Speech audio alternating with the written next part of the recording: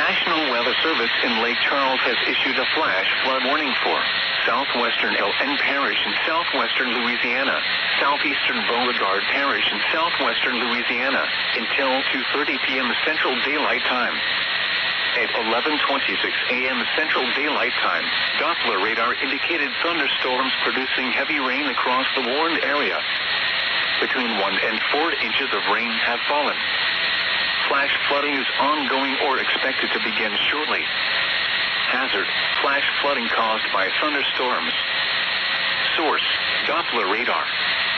Impact, flooding of small creeks and streams, urban areas, highways, streets, and underpasses, as well as other drainage and low-lying areas.